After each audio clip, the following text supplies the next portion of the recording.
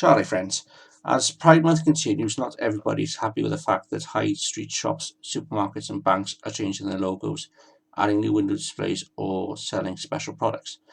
Accusations of rainbow washing are running rife on social media, i.e., businesses are being accused of jumping on a corporate bandwagon without making any meaningful change.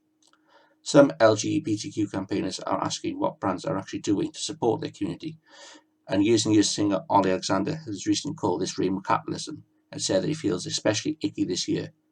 He told the BBC that on one hand, visibility is super important and that he's grateful for the brands that work responsibly with LGBTQ people, but on the other side, there has been a corporate hijacking of Pride.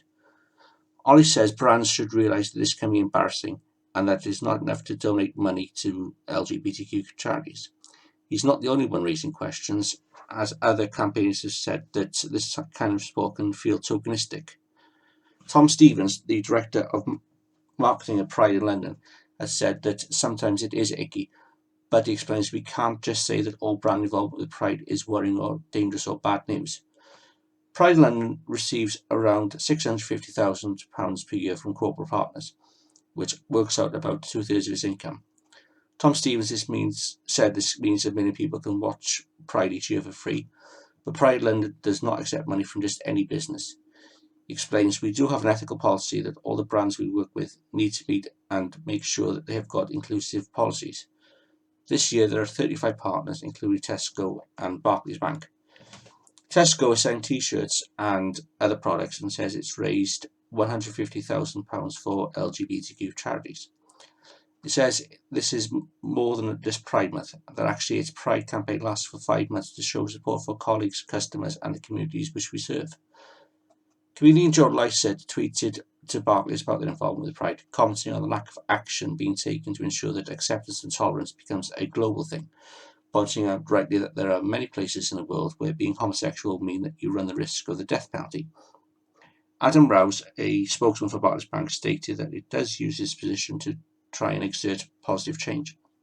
He said, we were supportive of marriage equality bills in the UK and the US, and we've supported colleagues in Hong Kong who play an active role to allow LGBTQ couples the same immigration rights as heterosexual couples. Budweiser will be handing out free cups along the parade route as part of its Fly the Flag campaign.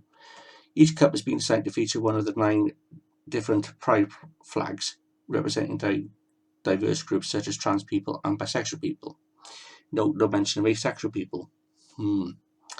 The big company says all of its profits from Pride will be given to its 9 charity partners. Other companies might not be official partners, but you wouldn't know it from the high street. London's Oxford Street, the busiest shopping street in Europe, is part of the parade route and it's rainbow-tastic. Almost every shop has some kind of colourful display and Pride, Proud, Love-based slogan. Great, show the love. We love the love, says Tom Stevens. But, he says, they have to be authentic. He explains, what we need to do is scrutinise some of these companies to say, what else are you doing behind the scenes? He would ask if companies donate to LGBTQ charities or if the flyers and displays are instead led by marketing teams wanting to jump on the bandwagon. He says visibility is great, but if it ends the day after the Pride parade comes past, we cannot condone that. Some high street chains, however, have said that they do provide genuine support. For example, Marks & Spencer sells an LGBT sandwich, and proceeds from this will go to the Albert Kennedy Trust, which is for LGBTQ youth homelessness. Last year, Primark was criticised because its clothes were made in countries where homosexuality was illegal, and now it has a Feeling Proud range and is donating £150,000 to LGBTQ charities. It says that it will help develop ways for communities to collectively advance equality worldwide. UGG is donating a quarter of the profits from limited edition rainbow slippers to LGBTQ media organisation GLAAD. And London brewery Beavertown has released a limited edition Pride Pale Ale, with proceeds going to LGBTQ youth charity Just Like Us, who champion equality in schools and universities using a number of LGBTQ role models. The thing with Pride is, your business is damned if it does support it and damned if it doesn't. I think maybe we need pride in the human race first before we explore pride in other ways. Just a thought. Ciao, friends.